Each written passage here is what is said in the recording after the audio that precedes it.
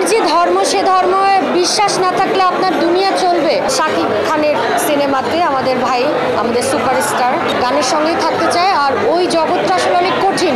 ওই যে বললাম আমাকে জটিল ধাঁধায় ফেলতে চাচ্ছেন, আমি বুঝতে পারছি।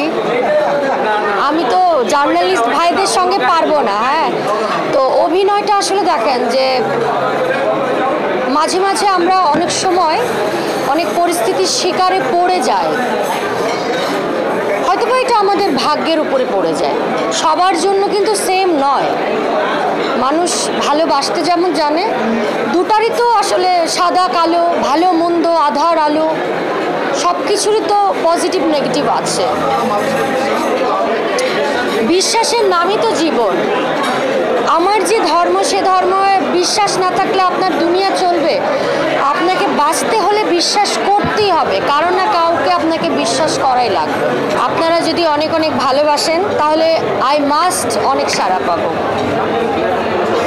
অনেক কাজ করছি আলহামদুলিল্লাহ, আপনাদের অনেক অনেক ভালোবাসা। এবং আমি আরেকটু বলতে চাই যে দর্শকের ভালোবাসার কারণে কিন্তু সারা বাংলাদেশ জুড়ে পারফর্ম করছি।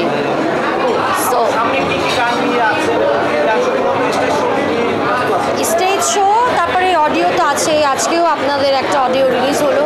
আমার প্রতিনিয়ত অডিও গান রিলিজ হচ্ছে। এটার জন্য সালমা আক্তার পেজকে ফলো করতে হবে। অনেক পেয়েছি, কিন্তু একটাতে একটু কাজ করা হয়েছে।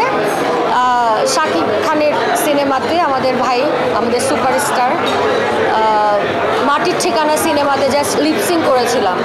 ওনার সাথে আমার আরেকটা কাজ করার কথা ছিল, মান্না ভাই এবং শাকিব খানের সঙ্গে বোন আর কি মেলাতে হারিয়ে যাব, এরকম একটা সিন করার কথা ছিল। বাট আসলে আমি বলতে চাই যে আমি যেহেতু গানের মানুষ, গানের সঙ্গেই থাকতে চাই, আর ওই জগৎটা আসলে অনেক কঠিন। প্রত্যেকটা জিনিস আসলে শিখে করতে হয়, না শিখে কিছুই করা উচিত না।